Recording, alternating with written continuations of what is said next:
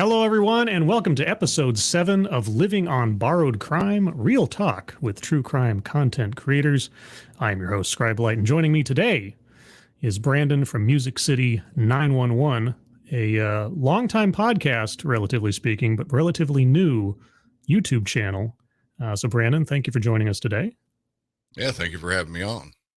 And also joining me today as a co-pilot for the interview is a familiar face to the series, Just Interrogations, as in Justin. Hello, Justin. How are you doing? I'm doing great. Stoked to be here. Good thing. And everybody, thank you so much for joining us today, whether you're here live or in the future. Before I begin, I'd like to get everybody's attention up to the top of the chat box. I got 2 fundraisers up there I'd like to take a look at. First one is for another true crime content creator named Morbid Curiosity. The fundraiser says more about it, but he's a longtime true crime content creator, is a friend of a lot of people in the community, and he's currently in the hospital dealing with the ravaging effects of pneumonia. And on top of that, he also finds out he doesn't have the medical insurance necessary to cover the costs of the treatment. So if you can take a look at that in particular, I'd appreciate it. Yes, and please. Secondly, he's a really good dude. Sorry. Yes, he's amazing. Yeah. And secondly, up there, I also have, per usual, the link to the National Center for Victims of Crime to donate to that organization as well. So if you can donate to those, really appreciate it. If you can't, that's fine. But if you can share those out on social media, that'd be very much appreciated. With that out of the way, Brandon, I came across your channel completely by luck, I think, because you just started your YouTube channel relatively recently. Isn't that correct? Yeah, I've only been on it for, maybe a couple of months, and I'm not actually throwing up videos yet, just using audiograms of my existing podcast. Just when it goes up, it'll kind of make a little audiogram, and it's not a static screen, but it's at least something. But I'm trying to work my way into incorporating some video with it too. Yeah, because I guess it was just a fluke of the algorithm or something, because usually small or relatively new channels don't just show up on screens that often, but I guess maybe something about the content I look at brought it up. And I've listened to several 911 channel or compilation videos before, and it always feels very, I don't know how else to put it, kind of warehousey, like this, here's 3 calls in a row, or here's the creepiest calls you've ever heard, or something like that. And so when I started watching the video, or listening to the audio, I guess more accurately, I was thinking it was just another one of those things. But obviously, the difference here being that you have been a 911 dispatcher for 20 years.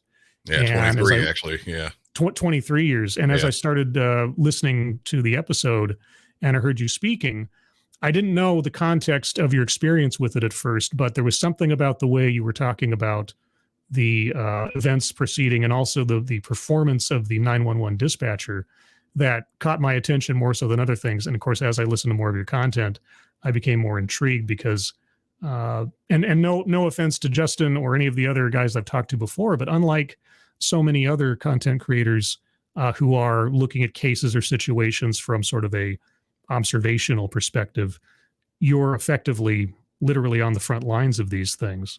And I think that's very unique, a very unique place to come from. Yeah, it really is. It's, that's one of the things, like I enjoy a lot of other true crime channels, and, they seem to find even more details than I can sometimes. So I try to put my own slant on things, just my own observations from being on the inside for so long. And I can see here, mostly here, I guess, all the little intricacies of what's going on with the calls and everything. I was curious, what led you to take on a career in 911 dispatcher? Was it something would you always want to be in law enforcement in some way, or did something else come along? Actually, no, it's kind of a little bit of a funny story. The job I had before this, I actually worked in a tuxedo and costume shop, and I had a trip scheduled to go to Scotland, and, plane tickets bought, everything was paid for and everything. And about a week before I was going to go, my boss said, hey, we just had somebody quit and I'm going to have to cancel your days off. And I was like, okay, well, I'm not doing that. I'll just find another job. And I went on my vacation. I came back, and my dad was at the time, he was a sheriff's deputy. It's done a little bit differently here in Nashville. They don't have the same type of arrest powers as a police officer does. They do civil warrants, and they run the jail system here. And he said he knows somebody in HR. They're looking for an 911 dispatcher. He said, I think you might have the right temperament for the job. And, he said, I can get you set up, as far as getting the interview and everything. It's up to you after that. And I was like, yeah, I'll give it a shot. And they pushed me through, and I took to it really well. I finished the training in about half the time as most other people do. And it, worked out, and I've been there for a long time, nearly a quarter century. Yeah. 23 years is a long time to do. Well, I mean, especially these days, to have one job or one career for that long is a rarity. Yeah. So I was curious, and again, present company included or excluded, depending. 911 calls oftentimes in true crime content are used to supplement a larger story more than anything else. And of course, your podcast and series deals directly with 911 calls. Why was it important to you to focus? I mean, I can kind of guess, but at the same time, I'm curious to know why 911 calls in particular were something that you wanted to showcase to other people. Well, that's the primary piece of my knowledge. Like before this, before actually doing the podcast, I didn't know a lot about podcasting in general. I had to teach myself everything about it. And when I started the show, I wasn't exactly sure of the real direction of it. When I started, it was me and another guy that I'd worked with. He'd actually been a 911 dispatcher for 40 years. Wow. And, he had just recently retired the previous year, and we got on, and it started out kind of as almost kind of like a buddy type show, just chatting a little bit about different things, bringing up different issues. And, we'd play a 911 call or two and talk about what happened in it.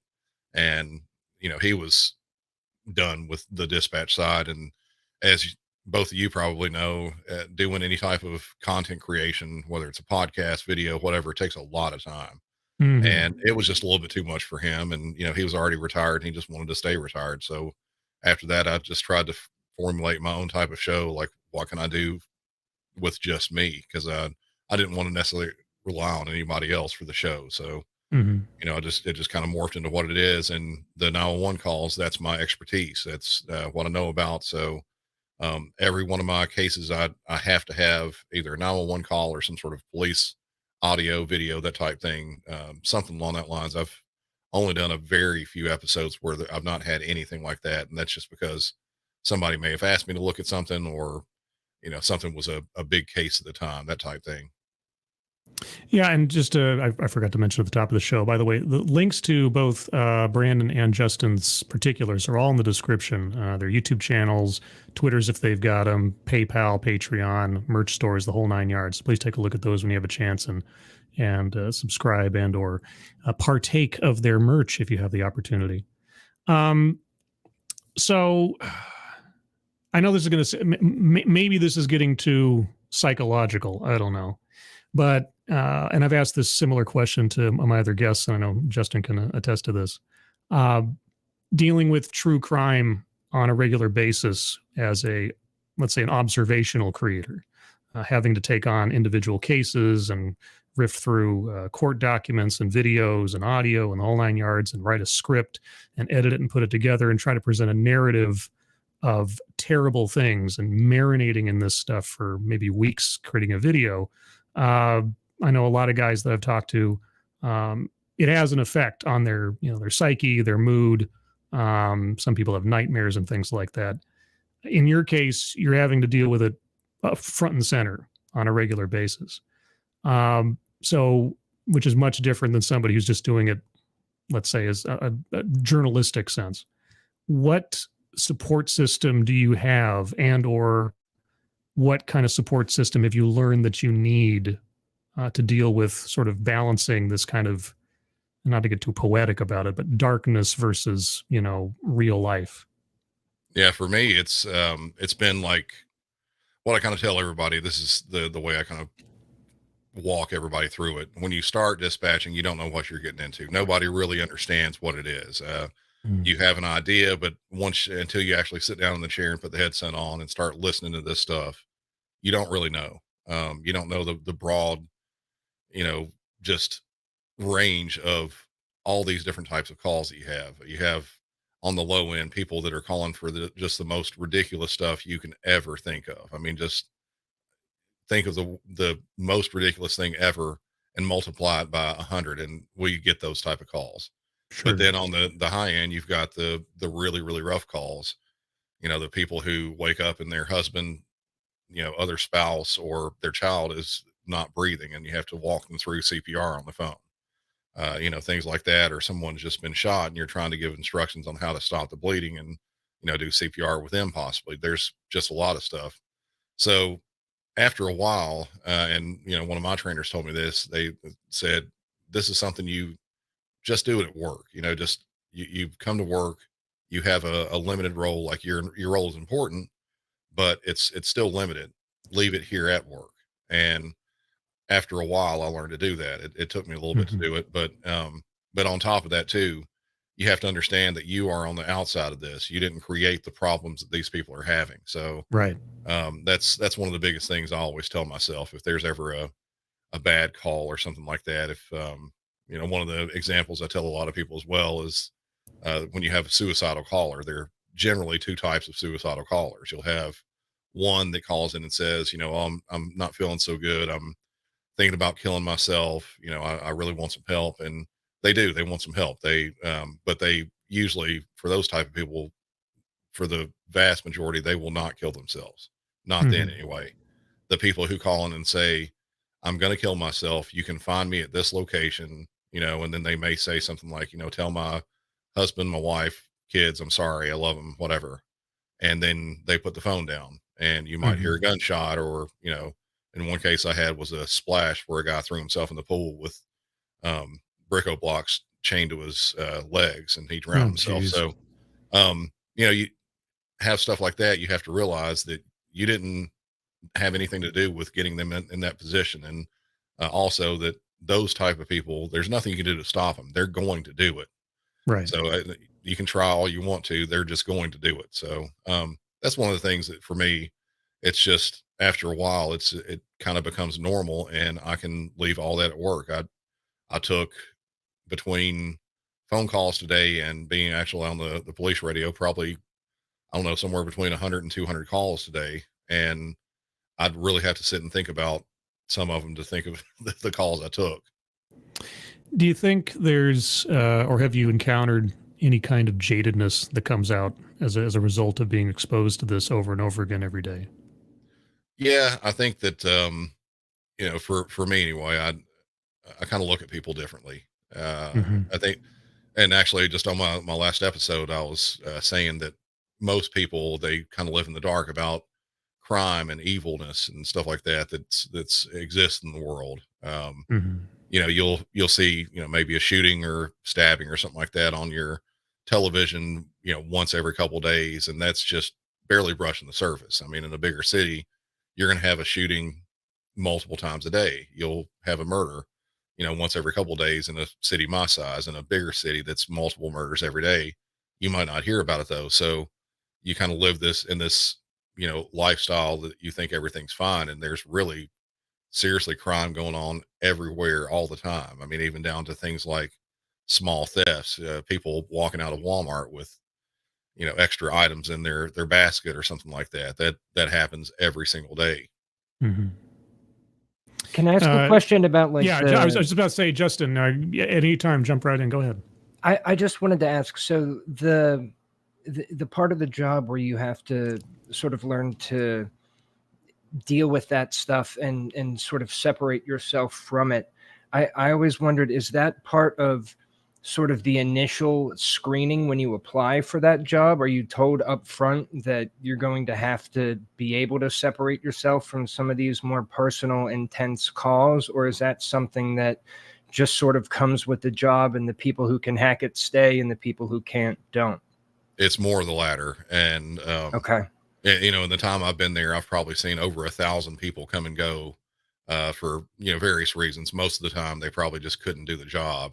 Sometimes it's because of emotional problems. They couldn't deal with the types of calls that were coming in. Sometimes it was a speed problem where, a lot of people, they think that the 911 calls are the hardest. That's not at all. Like when you get on the radio for dispatching police and fire units and things like that, that's the really difficult part, because you have to extremely multitask a lot of times, and it's really busy. So when I started, it was 2000 was when I started.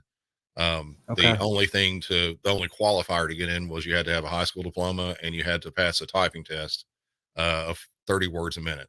And that was just to get you in the door. There were a few things past that, like psych tests and eye exam, medical exams, and Right. polygraph and things like that, drug tests. But those are kind of basic items. I mean, just about anybody can pass those. So Yeah. you don't really know until you get in the door and you actually experience it yourself whether or not you can really handle it. Yeah, that makes sense. Yeah, I just always wondered, because I figured if, obviously the job listing sort of couldn't have that as the header, but at the same time, it seems like such a crucial part of the job. I imagine that, yeah, it's probably, the biggest factor. Thank you. Yeah, I appreciate that. Oh yeah, no Do you have problem. do you have any idea what the, I mean, maybe not nationally, but what the kind of turnover rate there is for 911 dispatchers? It has to be high. It is. I would assume, but yeah. I'm not sure about the actual percentages, but I think I read somewhere that I think it's like 3% of 911 dispatchers from the time they start, they actually retire from the job. Mm-hmm. So, Wow. and granted, if you really think about it, especially today, I mean, 20, 30 years ago, people stayed in a job for a long time. I mean, Sure. you picked a career and that's where you were stuck at. And, whether or not you liked it, sometimes people liked the job they were in, sometimes they didn't. They just stayed there. But like nowadays, people are coming and going, and it just kind of happens like that. I think that's part of the thing. They'll find a better paying job or something like that, and I don't know. They'll just go on their way, or like I said before, it can be that they just can't hack the job that we have. A quick question from the chat. Miranda Stone, what quality do you have specifically that is crucial to the job, do you think? Jokingly, I'd like to call myself an asshole every once in a while, but no, actually it's just being able to handle the calls that come in, and you have such a wide range of calls. When you have those ridiculous calls, you want to address them without actually being angry at the person. So you keep a kind of a monotone, by the book type response to anything you have. If you have a really bad emergency call, you have to keep your cool on that too, because a lot of people that I've seen comments on 911 calls on YouTube videos or other places where they're like, okay, why is this person not more excited? Why aren't they, more jarred about what's happening? They're more Right. into it. They sound like they're bored with the job. Well, I mean, it's not that they're bored. They're trying to keep everybody calm, because if you have Right. somebody that comes on and you've got a dead baby, and you're screaming and you're trying to get this person calm, screaming back at them is not always the best way to do it. It's trying to get them to calm themselves down, to, bring their volume down to where not only they're able to be heard, but you're able to be heard as well. Yeah. I was going to say that's one that Okay. I see all the time on, and I think later I'll get to show you one of the clips that I was talking about, but that's one that, because I've used 911 calls in my videos, and one of the things that I see all the time is like, oh my God, they're so bored. And it's like, yeah. I know that I can't break it down and explain, but of course it's just like they need to be. It means they're good at their job. It means they're getting the information they need to. But yeah, but I can understand where that comes from, of course, because I'm sure you're talking to people in like the worst moment of their lives. So they're like a 12 out of 10 upset. But people don't realize, I imagine, that cool, calm, and collected is what you need at that time. You need someone who's thinking clearly, speaking clearly, acting rationally, sort of the opposite of what people are going through. And exactly what you were saying is that, these people that are calling in, they're 12 out of 10, and that's their one call. Guess what happens when they hang up? My next call is going to be just like it. Yeah, you get another 12. Yeah, it's those over and over and over again all day long. So I used an example. I can't remember what. So if you can think about it this way, the very first time that you sat in a car in the driver's seat, you took off and you drove after you got your license, your own, for the very first time, you were probably nervous as hell. Like it was just, you were alert, looking all over the place. You were stopping too early or maybe even too late. There's just so much going on. But with as you drive for years and years and years, you're just doing things. It's like you just hop in the car, you go to work in the morning, you don't even think about driving. It's just a method to get you there. It becomes your normal, your routine. Exactly. Yeah. And that's what, and in that's situations what you like need. that, the only useful thing you can provide the other person is a stoic pragmatism about the situation, because like you say, you're just feeding into hysteria, and that doesn't get the information that you need clearly stated from the caller to the dispatch to you and everything else.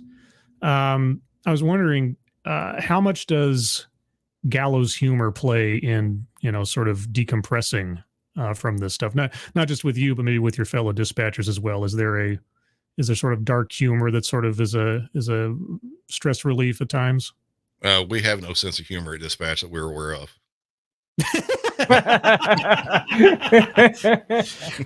That's a quote from a movie, I think. It is. It's from Men in Black. Yeah. Yeah, exactly. Yeah, Tommy Lee Jones. Yeah. Yeah, there you go. No, yeah, to a degree, we have that. I mean, it's obviously we would never do it on the phone with anybody, but it's sure, no. It's one of the things that I would imagine it's like that in almost any industry. You're going to have somebody that works at McDonald's or something like that, and they'll have something funny to say about the way the fries came out or something. And we're very professional on the phone, but there's occasions like after work or something we'll kind of talk about, or maybe even joke around about an incident. And yeah, the humor that comes along with it, it's several degrees darker than most people would probably like. It's like what I imagine like trauma nurses probably joke about. Yeah. That kind of stuff where you see it every day, and it's like you got to decompress somehow. Yeah, you have somebody come in Absolutely. and they've got an arterial bleed or something like that, and afterwards you're like, "Oh, that guy he was a bleeder." Right. There has to be that. That makes total sense to me. The other thing, and this is just me sort of as a consumer of such media with 911 calls, and I promise I'll get to the point here in a moment, but my parents had me and my sister about a decade too late. They were married in 1969, and I was born 10 years later. So I'm raised by parents that come from a slightly older generation than my peers, and one of the things that my father, both my father and my mother, instilled in me is something that I now like, thanks to them, is old radio shows and theater of the mind.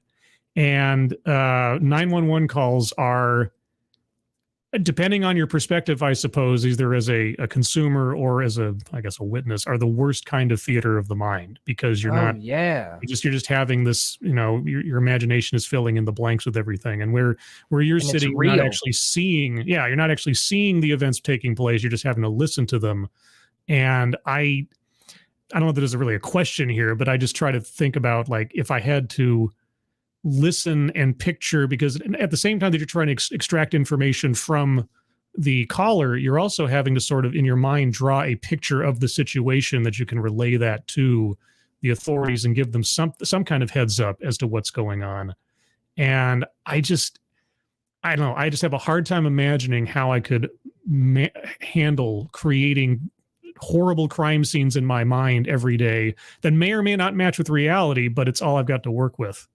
Does that ever become overwhelming? I mean, maybe at this point you got some sort of mental, psychological scar tissue to it all, but I don't know. I guess that's the part that fascinates me the most about the industry. Well, I imagine you almost have to get good at it, right? Like you have to be able to interpret someone's tone of voice and the inflection and realize just how serious the situation is, because you're responsible for the amount of like police presence and stuff too, right? That accompanies any kind of call. Yeah. And actually on both those things, as far as like creating the scene in your mind, yes, to do a good job, you're going to have to do that almost every single call. You have to imagine these things. Because when you're taking these, say it's a crime of some sort, say it's a domestic dispute or something where husbands beat a wife, and you have to, you get the address, you try to get the cross streets. That way you go to the right place. Then you want to know if it's a house, apartment, or duplex. Very specific things about this. That way the police can find it easier. And then once you start talking about the suspect and what happened, you want to have a brief description of what happened. It doesn't necessarily matter if he hit the person, kicked the person, slapped them, strangled, anything like that. It's the fact that they were assaulted. If they need an ambulance, if the level of harm they've had done to them. And then you want to get a description of the suspect as well. So if he tries to run out, and then once the police round the corner, if you've got a good suspect description, he's calmly walking down the street, they're not going to pass him by. So you have to have all these things put together. And then once you send the call out to the police, you want to know that if all those things happen and they come upon the suspect, they'll know exactly who it is, and they can stop and hopefully take him into custody or detain him or whatever they have to do.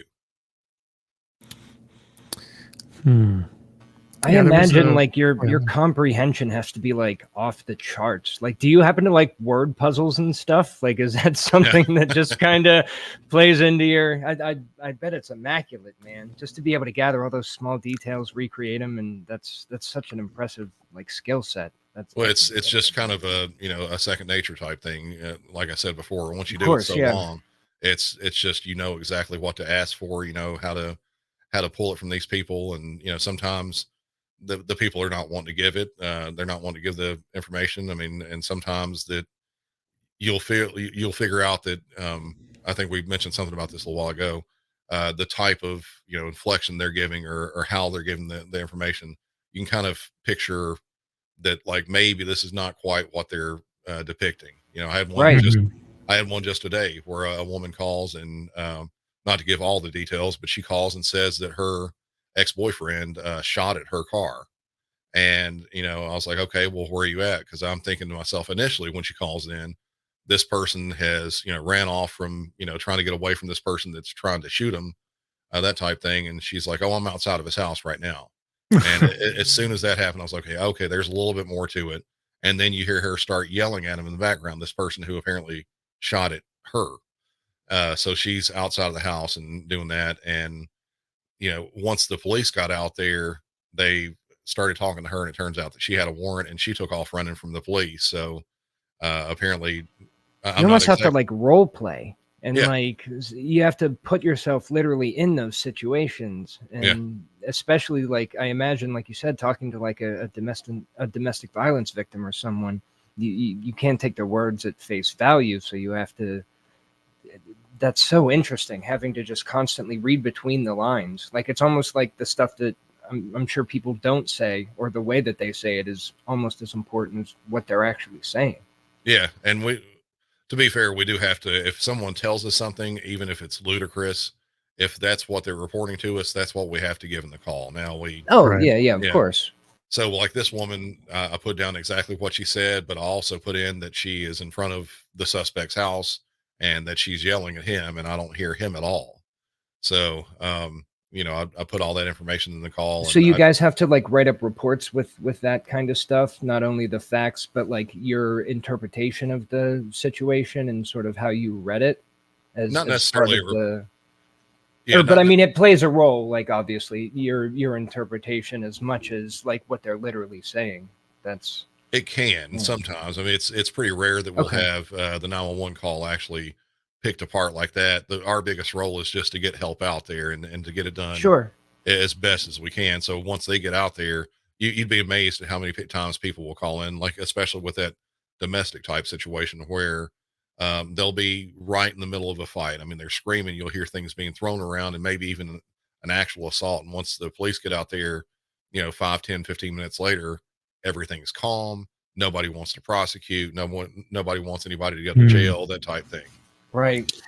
Yeah. I had similar to that point, a couple episodes back on your channel, you had a 911 call, or actually more of like a collection of calls regarding a shooting at a mall. And during the course of that, where it was a big event and everybody was calling in with different information all the time, you mentioned something to the effect, I'm paraphrasing, you were commenting on the dispatchers, the various dispatchers, and how they were maintaining themselves and their composure during the course of the calls.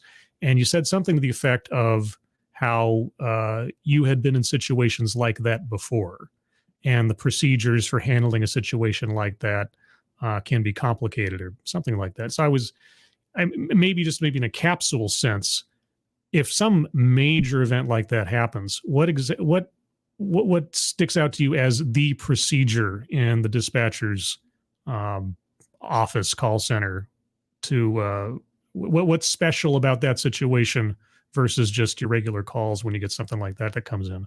So with an active shooter type thing, which I think I know the one you're talking about. Yes. If you have someone that's like they're actively shooting, or we actually call them active aggressors, because it's not always a shooter. It could be somebody with a car. It could be somebody with a knife, anything like that. Anything that is trying to attack, kill, whatever, multiple victims, and it's still actively going on. The biggest thing for us, it's a thing we adopted a few years ago. It's called Stop the Killing, Stop the Dying.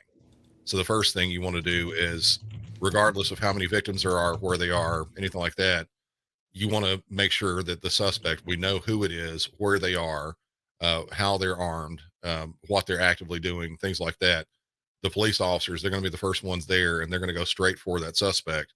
They're literally, in some cases, going to be walking past and sometimes stepping over killed or very badly injured people so they can stop the killing before they can stop the people from dying. So that's where they kind of got that from. So in a situation like that, if you have somebody in that situation, it was kind of an outdoor type mall in Texas. And, this person was going into various stores and shooting as he was there. The majority of the people that were calling in were from the outside. They were not directly involved with what was going on. They weren't in the store where the person was shooting. So at that point, you take down a very brief amount of information for them. And, if you can get maybe a better beat of where the suspect is, and then you get them off the phone, because the phones are backed up, they're ringing. There's more people calling about this that might have better information than what these people do. Right. It's kind of like information triage. Exactly. To a certain extent. Yeah. Yeah. Justin, did you want to go over the clip that you had picked out? Oh, sure. Yeah. So we're on to a little bit of procedure analysis here. Yeah. Sure. Let me share this real quick. So while he's pulling it up, I covered a case that was a young man he was from Canada. And what had happened was he took a heavy dose of magic mushrooms and started having a bad trip, and ultimately broke into his father and stepmother's house and ended up attacking them with a knife while he was tripping. Mm-hmm. So this call is actually a call from the stepmother right after she's been attacked and as she's being attacked. And the reason that I wanted to show you this one was because on the video that this is in, there's the 911 dispatcher is talking to the woman sort of throughout the entire thing, and she's remaining calm. She's asking basic questions about just where are you, what's going on. Even as she's screaming into the phone and being attacked, she keeps asking, like, where are you, what's happening now? And a lot of the comments that I see are people upset about, like, why is she waiting so long to send the ambulance? Why does she keep asking what's going on when she's yelling what's going on? And at first I had tried to respond and sort of explain that, at least from my understanding, I'm like, I think they sent it pretty right away. I think she's trying to keep her calm and talking. And especially she talks about like getting stabbed in the head. And I was trying to say she's trying to keep her coherent and speaking and answering questions. And a lot of people just either didn't understand that or thought that was wrong. So I wanted to sort of get your feedback on this call. And if you could just sort of explain more than likely from your experience, why you think she's doing what she's doing, if you think that that assessment is correct, and just sort of your thoughts on this clip. Yeah, absolutely. Okay, All cool. right. And if you want me to deposit at any point to comment, just give me a high sign and I can do that. Okay. There we go. Hello. Hi, I'm being stabbed, and it's Haggis Road, and I love Haggis, and protest, please. It's okay. Yeah, I can't hear you. What did you say happened there? What? What did you say happened? I'm being stabbed. Okay, what's your name? My name's Glenn, Thomas Pan, Andrew Can. Okay, you said you were stabbed? Stabbed in the stomach, stabbed in the neck. Okay, by who? Right everywhere. Help, please. Haggis Drive.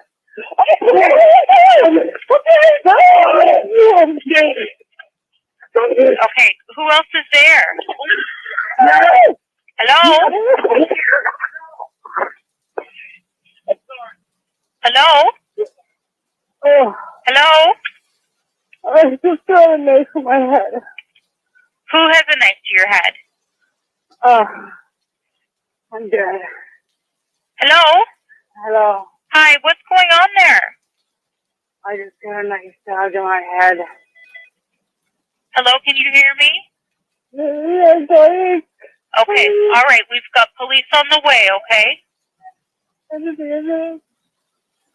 They're coming, they're almost there.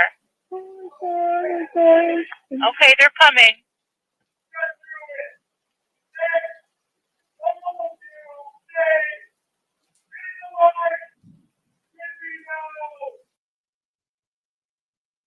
There you go.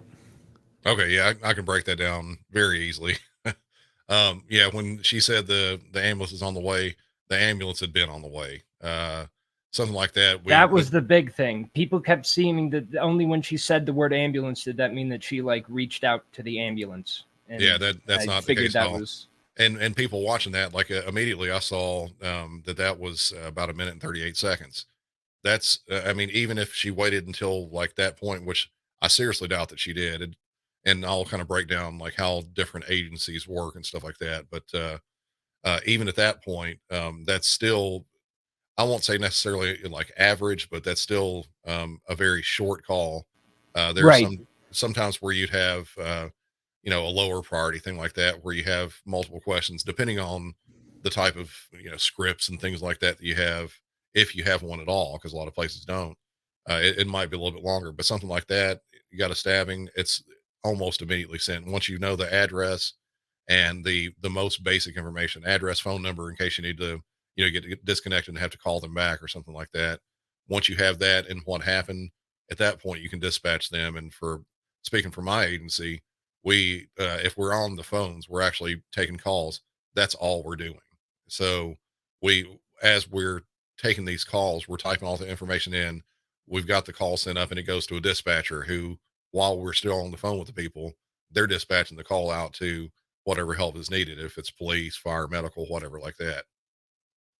Yeah, I saw that always. I mean, not just that call, but pretty much every call I've heard. The first thing is address and location. And if they don't give it 100%, it's again, where are you? What's the address? What's the cross street? Like you were sort of saying earlier. And I mean, obviously it makes sense. And that was my impression too, looking at it sort of more analytically, obviously, which would be hard at the moment, but I sort of figured that's what was going on. It seemed like she was getting the most important information. She was making sure it was correct, and then moving on to the next most important piece of information. That's why it seemed like she was reiterating, making sure she got it correct, and it made sense to me. But yeah, I just wanted to show you that clip to hopefully get some sort of insight from someone who kind of understood what was going on there. And it's because people seem to think like, what, is she deaf? And it's like, no, I think she's trying to confirm and make sure she gets it to the right place. Yeah, exactly. Because the worst thing that you can happen on something like this is sending the responders to the wrong location, because it delays everything. If there's right, even there, like a street over, it would be life or death. Absolutely.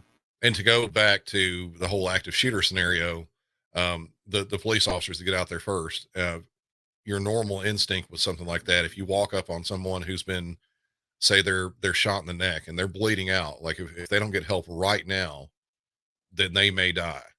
And you see a police officer just walk over someone that's in that condition, because they're going to try to stop the rest of the killing. That way nobody else is harmed past that. That way help can get to this person as quickly as possible. That's the same way with the 911 calls. It's sometimes prioritization. We'll have to get the information. We do all that stuff. I mean, a lot of people want to hear, oh, they're on the way. They're on the way. They want to be comforted while they're on the phone. That's not helping anything. That's, one of the reasons why I said, like I, sometimes might consider myself an asshole. I'm not. It might seem like I am on the telephone, but I'm getting the information quickly. I'm getting it the most efficiently as you can. And, doing so gets help there faster. So, I mean, you can be nice to someone after they get help there. Right. It's the necessary pragmatism of an emergency situation. You can't let emotion get in the way. You're not a therapist. You're not you're not somebody's best friend or something. You're there to serve a function in order to save lives and or stop the bad guys. And that's something that obviously a lot of people listening to these things because people want to be comforted. They sort of project themselves into the situations of the callers, and they think to themselves, I don't want somebody who sounds like they don't care. I don't want somebody that sounds like they're being mean or something. But yeah, it's that detachment between what's necessary and what's desired. And there's the distance between those two things is miles when it comes down to saving lives. And I think more people need to try to understand that. It's a situation where efficiency is key. You need to get the information. You need to get it quick. And that's it. I just had one more real quick. I was just going to say, and some people sort of touched on it on the chat. So for a situation like that, I'm sure that, again, as you had mentioned, there's sort of like standard scripts and standard responses for various situations. But I imagine in a situation like that, obviously that would be an example of when you would use that discretion and that experience to be like, I need to get multiple police out there first before I send paramedics in. So I was just going to say it seems like, is there a pretty high degree of just sort of interpreting the situation? Because she didn't say send the police before you send the ambulance. So obviously there's a big degree of sort of reading the situation, again, that reading between the lines and sort of deciding who needs to get there first, what that top priority is, and how the situation needs to be handled. Yeah, scene safety for everyone, the person that's involved, and then the responders as well. That's the highest priority. So, and this, it's kind of hard for some people to hear, but like the scene safety for the responders themselves, for us, that's the utmost priority.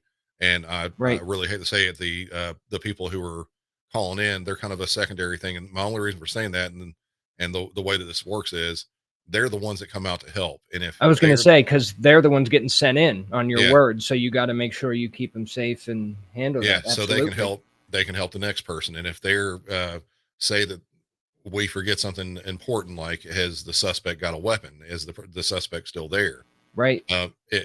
The police walk into a situation like that, not knowing that they may think that it's just a simple argument. And once they get there, the suspect pulls out a gun and shoots them. And if you fail to ask that question, that's a big, huge piece of it, so of course. Yeah. Real quick in the chat, I know people have been posting some questions. I know I probably missed a few.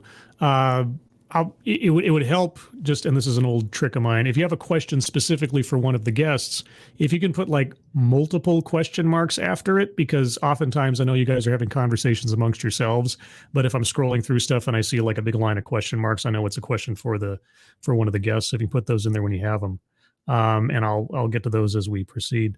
I wanted to transition a little bit back to the podcast and YouTube aspect of what you do. Now, how long have you done the podcast prior to YouTube?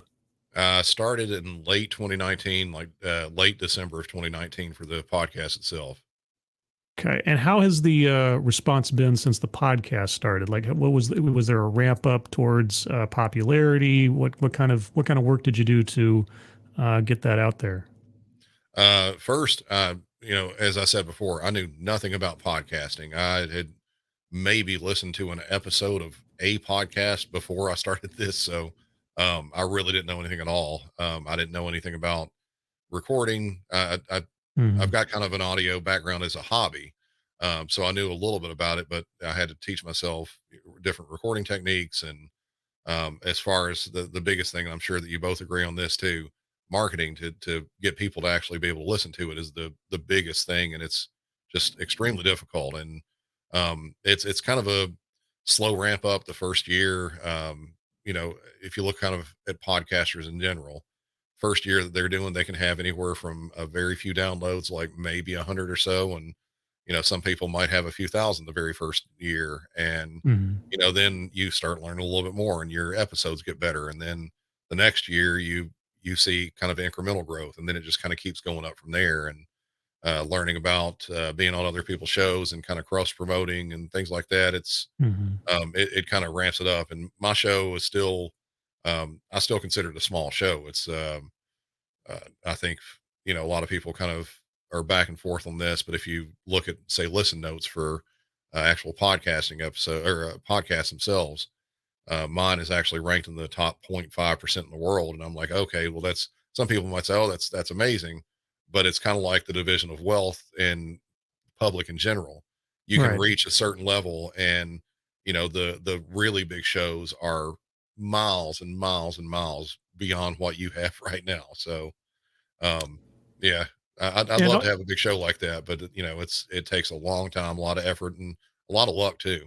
Oh yeah, no, I mean, like I said, I mentioned before the show, I'm coming up on my 7th anniversary on YouTube, and I've always, I have a regular, just like you, a full-time job. So I've always tried to look at it as a glorified hobby more than anything else, both to set my own expectations and also just to make sure I have fun with it and try not to turn it into a second job, because I don't want to think of it as work. I want to think of it as something that I'm enjoying, even though it has become a significant portion of my life in the last several years. How do you obtain the 911 audio that you end up using, generally speaking? A variety of ways. Usually I try to start, I kind of have an episode, like an idea for an episode in my mind, or sometimes I will just kind of stumble upon it. Like I'm always searching for 911 calls. So I do some of the normal things like FOIA requests to agencies and things like that. But generally, I'll try to find something that's already been previously released, because that makes it so much quicker, so much easier, and cheaper too, to be honest. Yes. So with that, I'll go out and I'll search the internet. I have a certain search terms that I like using, and finding new calls, old calls. I know how to kind of manipulate my searches to find what I'm looking for, and I'll just kind of go from there. I'll listen to the call, and that's the very first thing I start with. Most of the time, I don't know anything about the crime at all. I'll just start listening to the actual 911 call, and I might be reading an article or something like that, just a very brief article, because a lot of the 911 articles they have, when they're talking about a 911 call, the information is really brief. They'll say something like, oh, here's the 911 call, listen to the details, or something like that. And they'll have, if you're like local someplace, I don't know, what's a good small town or something like that, where they'll have a local news source where like everybody knows about this case, but if you're 1,000 miles away from it, you have no clue from it. So you do that, and then once I actually have the 911 call and it kind of fits the criteria I'm looking for, I'll start looking into details from there to see if that's enough that I can kind of meld it into my episode. Would you ever profile a call that you yourself were on, that you took? I would absolutely do it. The problem I have with that is, and I've done a couple very small calls. I have to keep myself separated from my job and my podcast. Like anytime I request any calls from my agency, I have to do so as media. So I'm just as if a news station were to call in and like request a call or something like that. So I'm treated exactly like they are. I get no special treatments in that realm. I would love it sometimes, but it just doesn't happen. Similarly, so I have heard on a few of your episodes, you've critiqued the performance, let's say, of dispatchers on other calls and things. When you do that, are you extending any professional courtesy in softening your criticisms? Or if you hear like somebody doing a bad job, you'll really let loose on somebody who's done a bad job? No, that's I absolutely do that. I actually had a review one time saying that I was propping up these dispatchers that were doing a bad job, and I'm like, no, I don't. I've had multiple episodes where I've said that the dispatcher did a bad job, and if anybody wants to listen to a terrible one, go back and listen to my episode called "Bad Dispatcher." It's a horrible, horrible call. It's a horrible dispatcher. She was, it was. I'm sure.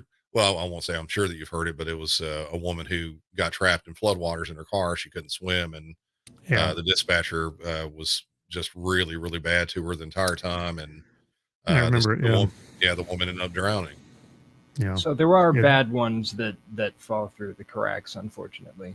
Yeah, and it's like any occupation, I'm sure, but and it kind of comes down to a couple different things too. Like if you think about like me, I've told people I don't know exactly how many calls I've dealt with either on the phone or on the radio, but I'm estimating in the years I've been there, just kind of with an average of calls that I take per day, I may have touched in one way or another close to 1 million calls in the time I've been there. Damn. So if you think about it, we're human. We make small mistakes. If it's, something small, Of course. it's, it's going to happen. But as long as the help gets there and it's done so correctly and the situation gets resolved, one way or another, you've done your job. You can critique. Well, that's the thing. Back to the efficiency. Efficiency is key. Paramount. Exactly. Yeah. So you can really get in there and critique the hell out of a call. But the ultimate thing is, did the help get there and did it get there in a timely manner? So if those are the most important things for me. And, did you help this person while help was on the way? So, and, if there was a chance that you could, most of the time you can't necessarily help the person while they're on the way. If it's back to the domestic situation, you can tell the caller to remove themselves from the situation, try to stay away from the aggressor in that situation, but you can't actually help them. Now, if you have someone who's, had their arm sliced or something like that, you can tell them how to try to slow down the bleeding until the paramedics get there. Or if you have someone who's, about to be in child labor, you can tell them how to get ready and things like that. So that's interesting. So there is a point where I know we said earlier, like, obviously you're not there to make friends, you're there to get the job done and get the people there quickly. But there are times where there's a context where the call goes on long enough where you do transition into somewhat of that supportive role, and you eventually can be it's going to be okay, you're going to be all right, that kind of person. I mean, it seems like it's a small percentage of calls, but do you get gratification about when that does happen and you do just kind of get to be consoling for a little while, as opposed to the efficient, like, not machine, but you know what I mean? Like, you get to sort of be that more emotional side. I'll say sometimes, and my reason for saying that is most of the time, if you have a call where you're going to be on the phone extended with them, you're generally, not always, but generally you're doing something with them. Like I said, the CPR thing, if you're trying to help someone control. So you're instructing and actually guiding in something. There are rare circumstances where you'll have something like a home break-in where the suspect is actually in the house. So, like, do you do Narcan instructions a lot? I bet you get a lot of those. Yeah. Yep. All the time. All the time. Fair enough, man. No, I was going to say, I bet that's a pretty big one. Yeah. You'd be shocked at the amount of overdoses that we have. Like, most people have no idea. They'll say, oh, there's a, fentanyl epidemic going through the United States. They have no idea. Me personally, if I'm on the phones for 8 hours a day, I'll take myself personally, not as a center as a whole, myself personally, at least 5 or 6 per day. I've talked to EMTs, and I mean, I've unfortunately lost like some friends, but I've talked to EMTs who were the ones who really enforced how bad it is, and how, like, they said that's honestly a majority of a lot of their days is responding to overdose calls and telling people how to administer Narcan. Yeah. So I imagine given those instructions, and that's a perfect example though of the guiding someone through something that could save someone's life. Like, simple instructions that they might not be able to figure out on their own, that, like, you're sort of the link between how to do something simple that could save a life. Yeah. And actually right now, the way it's been going, and it's been going for so long, most of the people who call in about overdoses, they are very well versed in how to use Narcan. They know kind of what's going on. Yeah. It's rare now that I actually get a call where that's like a bittersweet thing, I guess. Like, yeah, it's like, it's good and bad, but at the same time, at least public awareness of how to handle that stuff is good. But no, that's, I can't imagine. Yeah. Got a couple questions from the chat I wanted to go over, and I think this might be appropriate to the previous. Brains asks, what's your approach with children? So if you have a caller who happens to be a child, there's different strategy that you take when it's in that kind of, or if you can determine it's a child, because obviously some people's voices, circumstances don't let you know right away. Yeah. You're still trying to get the same type of information. You just go about it a little bit differently. You still try to get, it kind of depends again, like the whole children aspect, the age of the child, just like you were saying, the voice changes. You can have someone who's 13 years old and they have a lot more knowledge of just the world in general than someone that's calling in that's 5 years old. Can you tell if they're used to it, like they've done it before? Sometimes, but the biggest thing, you really think about it, the ones that are really young, 4, 5, 6 years old, they don't know the severity of the situation. Right. it's something completely new to them. It's probably scary, but they don't realize how scary it really is. If it's someone they call in and they say something like, "Oh, my mom, she fell over and I can't wake her up." And then you have to start asking questions. First off, again, the address, you start with that, and then you go about different things from there. You start asking, okay, well, she's fell over. Is she awake now?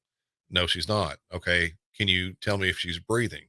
I don't know what you mean. Well, I want you to put your ear next to her mouth and tell me if you can hear or feel anything coming in or out of her mouth, or if you can see her chest rise.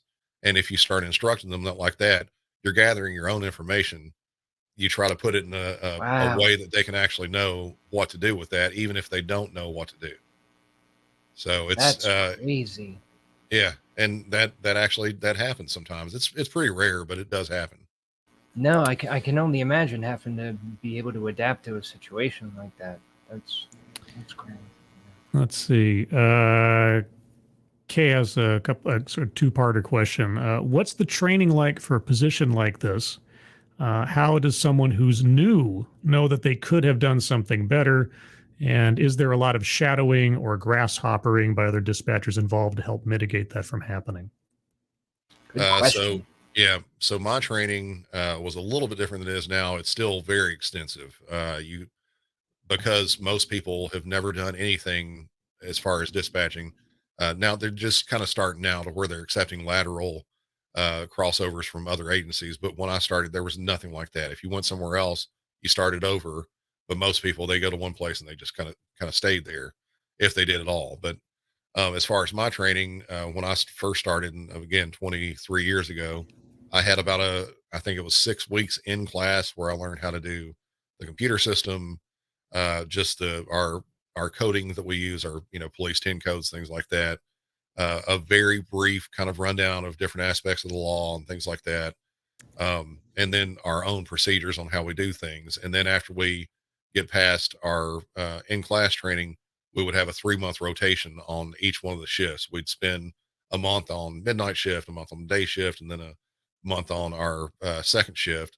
And each time we'd have a trainer sitting with us, listening to every single call that we did, and they would help out with each call. And when you start out, there's a lot of, the unknown. The first time you press the answer button, that's a huge thing. And going past that, you have the radio training where you have almost the same thing. The in-class training is a little bit less, but then you have the same type of rotation, 3 months, and then later on, usually much later on, if you can do the police dispatching, you probably can do the fire dispatching too, but that's kind of a whole different beast.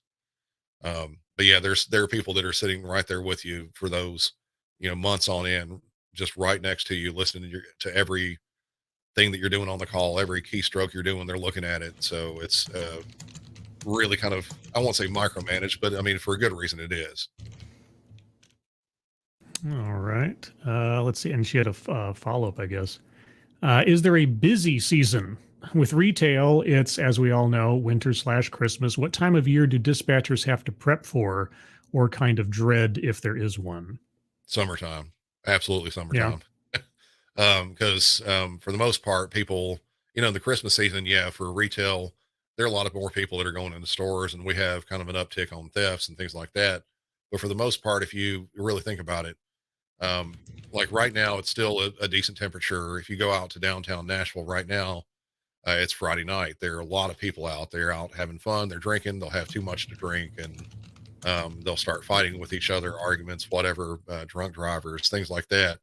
That happens during the summer. In the winter, people don't go out quite as much. It's colder outside, and sure, they'll stay at home, and that's it's kind of an uptick just in the summer. We have a lot more calls, but for Nashville specifically, because we have so many more visitors, it's a kind of a tourist destination. We'll have all these people come in from the spring to the fall, and a whole lot fewer during the winter, because we're one of the few places that actually have seasons where it gets hot in the summer and cold in the winter. Yeah, and I can also imagine that summertime brings more drinking, more risk-taking, more reckless behavior, etc. Absolutely, yeah. Causing those kind of situations. little bit back to the production side of things. So now that you've started doing YouTube, and it's only relatively recently, and you have obviously with that platform more options as far as content, are you going to, or are you considering moving into adding video content to your deals, or any other kind of elements that you wouldn't otherwise be able to do just with a podcast? Yeah, I'm actually looking at doing that. I've got camera set up, a decent camera setup, and that's one of the things I've kind of went through. Initially, I thought, okay, well, I don't really need this because I'm just doing a podcast. So I had a probably, I don't know, 10-year-old webcam that I that I had that was just terrible, and I started looking at that and trying to do it, and I was like, okay, this thing is only, I think it was only running like 480p or something like that. So I was like, okay, I have to get a better webcam, and I went and bought a webcam that would do 1080, and I was like, okay, that's better, but it's not very good. It's not good at picking up color. So I just recently bought a DSLR camera that's a little bit better. I'm still kind of learning how to make it look good and more professional lighting, things like that. So, and then I still have to learn how to do all the editing on video. So that's a whole different thing, and just adding in little bits and pieces. So yeah, when I started doing my channel, like just like you, I knew absolutely nothing about anything. I knew less than nothing. I was just like, I bought some video editing software, and I tried to imitate sort of some of the people that I was watching at the time to get an idea of like how I'd structure something. Are there any particular true crime not creators of true crime, that would be a criminal, a true crime content creator that are creators that you particularly enjoy or would like to give a shout out to?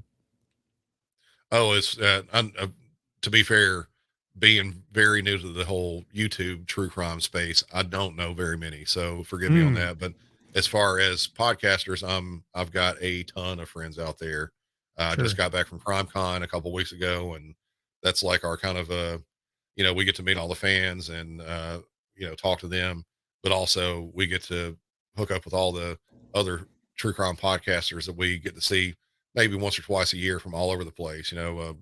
Some of my favorite people in that space, Tyler from Minds of Madness, Heather from Big Mad True Crime, Bob Mata, who I think you had on recently, right? From Defense Diaries. Or maybe I'm thinking about somebody else, maybe. You're thinking about somebody else, but I'd be happy to get hooked up. Sure. Absolutely. And he's one you absolutely should. He's got an insane story. He himself is a defense attorney. He has, his kind of start to claim to fame past that is that his dad was also a defense attorney. On Bob's 21st birthday, his dad gave him a set of tapes, and his dad was actually John Wayne Gacy's lawyer. Oh, and geez. the box of tapes were all the interviews from that he did when he was his lawyer. So his first season, he went through that and just really dissected it. And, yeah, it's really insane. He's a super cool guy, incredibly knowledgeable. He's one of my best friends in the whole podcast space. And, it's just like anything else with this whole creator thing. I live in Tennessee. He's in Illinois. I was saying Tyler from Minds of Madness, he lives in Canada. I've got podcast friends that live in different countries, Britain, New Zealand, all over the place. So I love hanging out with them, talking to them, or even there's some of them I've never met before, just chatting with them, on Facebook Messenger, and maybe never even talked to them in person. So. Yeah, no, ever since I started this, it's one thing to know how small the world can be as a result of the internet and interconnectivity and everything. But it's another thing when you actually enter into a community and you find yourself with friends from every different corner of the planet, different perspectives, different experiences. I have friends in Scotland and Britain and New Zealand, and I'm a time traveler from 2030. Yeah, there you go. Time travel in 2030. Connections, man. I was going to ask something, and then that's right.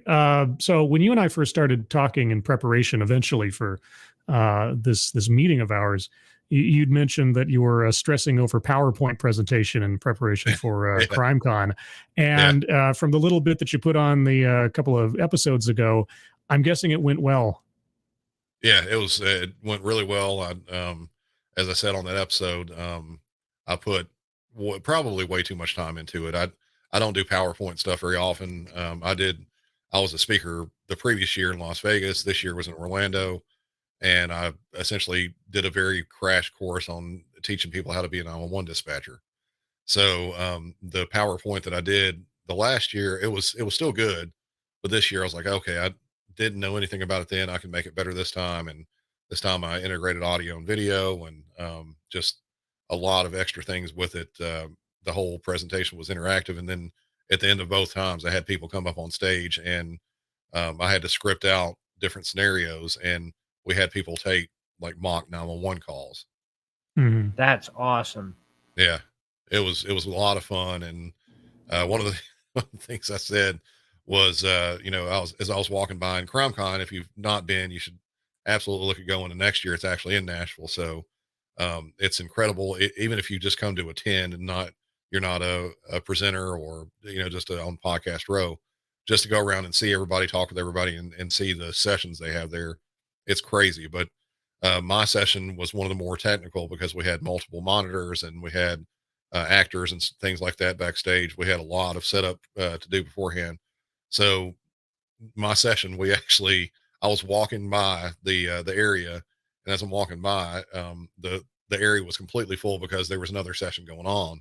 It was Nancy Grace, and she had like a whole, like an entire like host of incredible people up on stage with her, you know, Joseph Scott Morgan, and like I can't even name, like it was like 7 or 8 people. Place was packed, absolutely packed. And I'm thinking to myself, you know, she's like the biggest true crime person probably, you know, in the world or close to it.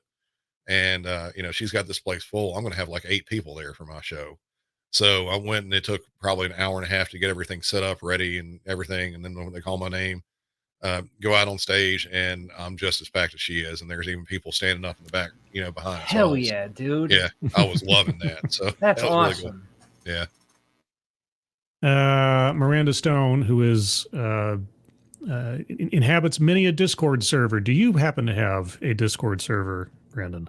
I do not. I'm familiar with what it is, but I'm on so many different avenues for this thing. It's kind of hard to keep up with them. I mean, oh yeah, I got you. It's one of those weird things, like Twitter, for instance. I know that like a lot of people from true crime, they're really big on that. I've just found that Facebook is more of a better home for me, so I kind of concentrate on that. Me too. I refuse to make a Twitter. Every time anyone tells me about Twitter, they're just like, I hate this freaking website. I have to be on here. I'm like, dude, I'm not making Twitter. No. As a tool for some advertising, marketing, and everything else, it's useful for that purpose alone. Even if you don't go on there to like, have, I know it is flame wars with people. I know. I'm just saying. Besides, how else do I find you guys anyway? Half the time, it's like I can't get in contact. I'm an enigma. Yes, you certainly are. Let's see. So again, Chad, if you have any questions for the guests or anything, again, put them in the chat and put plenty of question marks after. Let's see what I want to do here. This is the part at which my interview skills kind of start petering out, when I'm like, okay, well, if I have to think about what I wanted to ask next. Hey, Justin. Yeah, what's up? Yeah, so you're also here. I am. How about that? So as Brandon starts his YouTube career, so to speak, and you've been doing it for a little while now, Sure. You got any beginner pointers for him? Since you've had videos hit over 1 million views at this point, Mr. Fancy Pants. So you must know something. You must have the secret. So here's the thing. I've checked out your channel, and just having talked with you today, like, the biggest thing that I can tell anyone when it comes to YouTube is find a niche. A niche is the most important, and you clearly know what you are talking about. It shows that you have so much experience in this field, and you have so much insight into how this, not just like this niche job is done, but this niche job that people are very interested in is done. And it seems like you're already doing a great job on sharing that and producing content around it.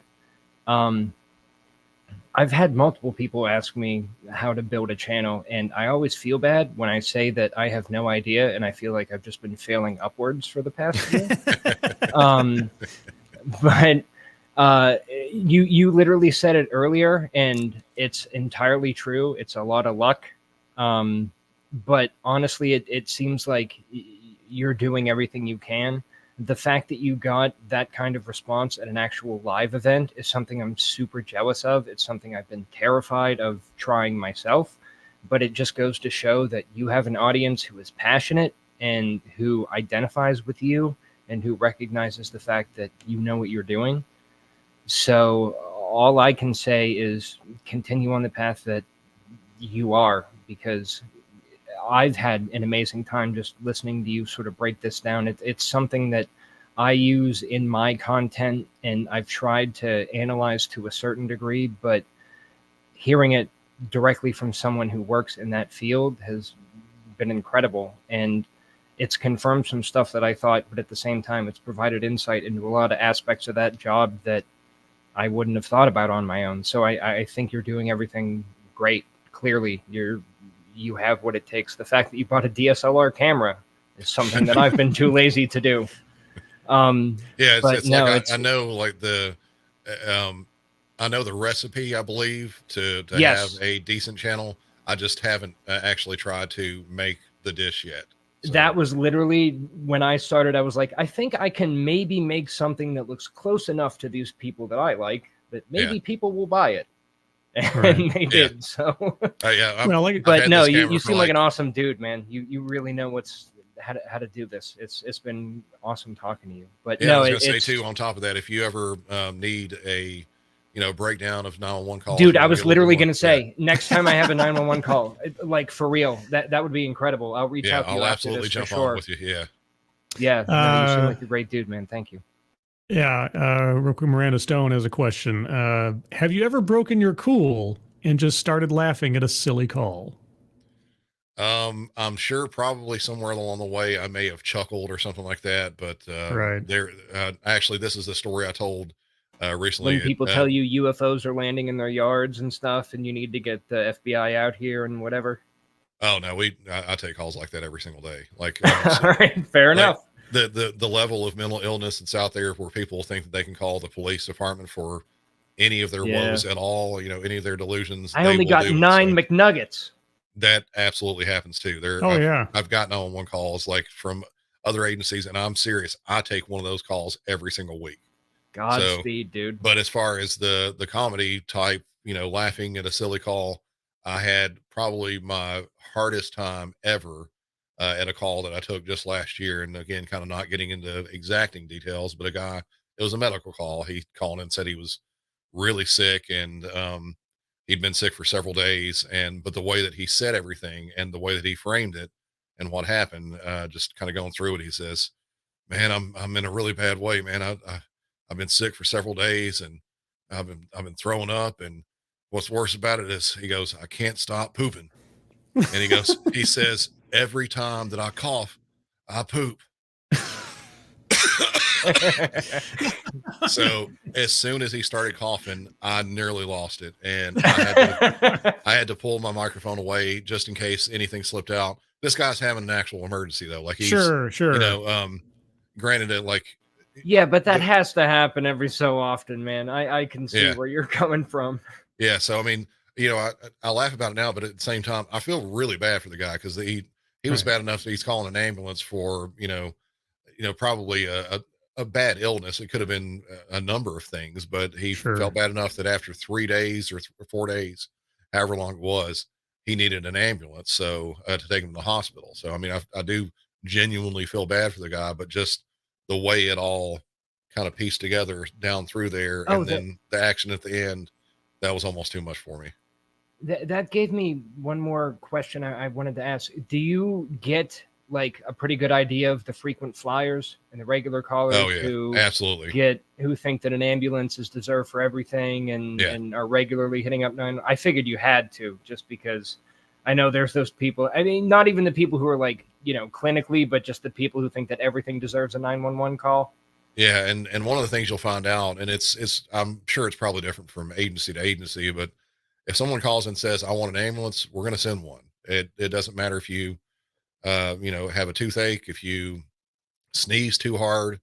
I feel like there's people who would abuse that power and sort of trip out on the idea that they can call a number and say, I want an ambulance, and something will show up. Yeah. But they also, you have to think too, that they call an ambulance out, and once they get there, they have to determine if they're going to be transported. And, if they do, they're going to get a bill for it. And depending on how that works, I mean, if they're somebody who they don't have any address to send a bill to, for instance, there's a lot of layers to that equation. Yeah, exactly. So, but there are other people who they'll go to one hospital and they'll say, I don't like the hospital. And, I want to go to another one. We won't go on that. So if they already care, they're already at an emergency facility. If they need to go to somewhere else, as far as an emergency ambulance goes, we won't go and do that. If they are just unhappy with their care, they have to do just like anybody else. If you go to McDonald's and you don't like the level of service you have there, you have to talk with their management or whatever like that and try to get it corrected. Have you ever gotten someone that's the opposite, like someone with a railroad spike through the head who was like, I didn't want to call because I didn't know if this deserved an ambulance, but do you get a lot of those? Yeah. And it's really weird because you'll have people call, on 911 about like the chicken nugget thing that you said. They'll call about that. And then on the opposite end, you'll have someone call, because we don't just take 911 calls. We take the non-emergency calls as well. You'll have someone that calls and they might be on hold on the non-emergency line for 5-10 minutes or something like that. And they'll be like an old lady and say, I'm really sorry to bother you. I think my husband, he may need an ambulance again. I'm really sorry for calling. He says he thinks he may be having a heart attack. I'm sorry. Mm-hmm. Yeah. Just something I figured there had to be some people on the other end of that spectrum. Yeah. Like Great Depression people who were like, his leg fell off, but we didn't know if we needed to call. It's just a flesh all right, wound. fair enough. Yeah, right. It's but a scratch. Well, like I said, this is the point at which I start running out of creative steam. This is the extent of my interviewing skills, everyone, if you didn't already know. Was there anything that you wanted to touch upon regarding a true crime or anything regarding YouTube experience or anything else, or that I didn't touch upon or that you'd like to bring up? Well, as far as the YouTube experience, as I said, still very new to this, and I'm not really putting a lot of effort into that just yet, other than research on how to do stuff. I just wanted to kind of see how to get the videos uploaded, what it would take to, the analytics involved with it. I'm really, really big into that with my show, trying to pinpoint demographics and things like that, as far as who to try to put the show in front of. If you're walking down the street, I can look at somebody and say, okay, that person probably listens to true crime. And that guy who's, working in construction, he absolutely doesn't. So, it's a skill. It's a weird one, but it's a skill. Yeah. So, well, I'll tell you, you have like practically overnight, you've made me a 911 YouTube call snob, because prior to you, like I said, you'd have channels put up like these collections of 3 hours long of just nothing but 911 audio with spookiest maybe 911 calls you've never seen. Right. And maybe they'd have, and it's always a big maybe, they'd have like some bookend to the call of the barest Wikipedia type information on the case to sort of like tell you something about it or how it resolved itself or whatever. And they died, frowny face. Yeah, if they do that at all. And the amount of insight and analysis from your perspective that you can bring to it that none of these other guys can. I mean, not to sound too hyperbolic about it. No, but you're in a great space, man. You really have a lot of insight, and you're in a really good area. Yeah, I think you set a new standard for it. Let's see. Now, this is the part at which we start to wrap up, because unless anybody else in the chat has any questions, I didn't miss anything. I'll scroll up a bit for a second here. So what projects do you have upcoming that you'd like people to know about? And do you have any videos that you're excited to work on, or any ideas that you're looking forward to working on in the future? As far as projects, just really getting the channel, the YouTube channel going, continuing with the podcast end of it. That'll be the primary thing. I'll always have that going on. And even if I switch to say my listenership turns into a more viewer type thing, I'll still have the podcast going on that. So just really getting the video going with it, like I'm learning about, as I said before, like the camera stuff.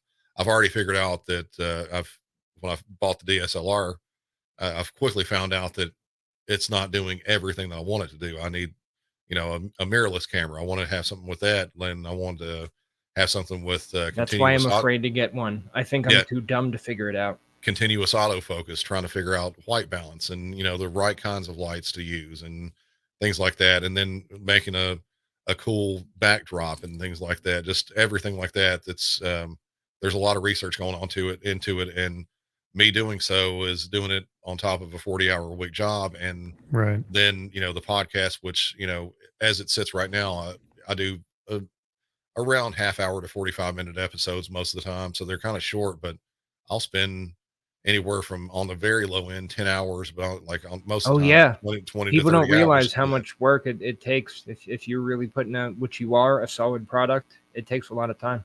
Yeah. I mean, just finding the calls, researching the calls. Then I'll spend an entire afternoon. And when I say that, from like 3 o'clock until about 11 o'clock. So, anywhere from, 6 to 8 hours doing the recording, editing, all that kind of stuff. And that's just on the audio. Tell people if I got hourly, I'd be rich. Like, people don't get how long it takes to put something like that together. So respect, man. Yeah. Yeah. Well, the three, just as does dip my toes in the water, I've produced 3 whole scripted, researched true crime videos on my channel just to see if I could do it. And that experience alone taught me so much and increased my respect for the people that put the time, the effort into making these things, because it ain't easy. It looks easier than it actually is when it comes down to it. And so as far as YouTube's concerned, everybody in the chat, anybody listening out in the future, I say this on several shows, but I'll say it here again. You guys are our best algorithm, especially when it comes to small content creators. If there's if there's a content creator out there that you like, big, large, or otherwise, let people know that you do on your social media, whether it's Facebook, Twitter, tag them, share them, whatever you can do. Yeah, ICQ, AOL, LimeWire, Napster, whatever the kids are using these days. Yeah, just tell people that they exist. Yeah, there you go, Shazam. There was one other thing I was going to say, and of course it leaves my mind. That's what you're going to say. MySpace. That was it. MySpace. Yes. Oh, and LiveJournal. Don't forget LiveJournal. Boy, those were the days. Yeah, you can Ask Jeeves. I was literally about to say that. Search me on Ask Jeeves. Yeah. Lycos? Anybody got Lycos? Yeah. Hotmail? All right. Well, thank you so much, Brandon, for joining us today. Again, everybody, links to all of Brandon's particulars are in the description, along with Justin's as well. Justin, do you have anything you'd like to shout out quick, or a project that you're working on? Honestly, right now I'm working on part 2 of an interrogation video that I put out last month. If you want to check it out, by all means, please do. But no, it was awesome getting to talk to you, Brandon. This was especially that clip. I'm hoping that I can at least grab that and put it up somewhere. So every time I get a mean comment about how inefficient that 911 dispatcher was, I can be like, well, actually, why don't you check this out? But no, if you want to check out some 911 calls or work together on anything, I'm here, man. I'll do whatever I can to help you. Yeah, absolutely. 100%. Just let me know anytime you need me on, and I'll jump on with you. Stoked, dude. Cool. Glad to meet you, for real. All right, everyone. Well, that's it for this episode. If you're just finding out about this series, I've been trying to make this into a thing for a while now. This is episode 7. Hopefully have episode 8 out in the near future, but we shall see what the tides of circumstance bring us. If you have any questions that we missed here during the course of the broadcast, please leave them in the comments below, and one way or another, I'll try to pass them on to either Brandon or Justin and get a response that I can post in there otherwise, or alert them to it to do as well. I think that's all. So, Justin, thank you for joining me as co-pilot today. Thank you for the opportunity, man. I really appreciate it. And Brandon, thanks you again so much for taking the time to join us. I know you got a busy schedule, and it's really great to talk to you. And I had a blast learning more about what you do and what you're up to. Yes, thank you. Yeah, thank you so much for having me on too. This is my actually, I may have done a YouTube interview one time before, but I can't. I think it's been a while, so I'm hoping to start ramping this stuff up too. So thank you so much for having me. All right, everybody. Thanks so much for joining us. Moderators, thank you for keeping an eye. Yeah, thank you for keeping an eye on things, even though everyone here is so well behaved. You have very little to do. Everybody who donated to or shared out the links to the fundraisers at the top of the chat box, thank you guys so much for your generosity and assistance with that. With that, I hope everybody has a good rest of their Friday, a good weekend ahead of you. Hope you're all safe and well. If you're not well, please get well soon, and I'll see you on the next one. And if you guys want to hang out for a second or two afterwards here, because sometimes Matt Orchard, a friend of the show, he has a tendency of like just ducking out before the music stopped playing, and I can't even say hi before. Do, man. I know. New Zealanders always do. Anyway, everybody, take care. We'll talk to you soon. Bye-bye.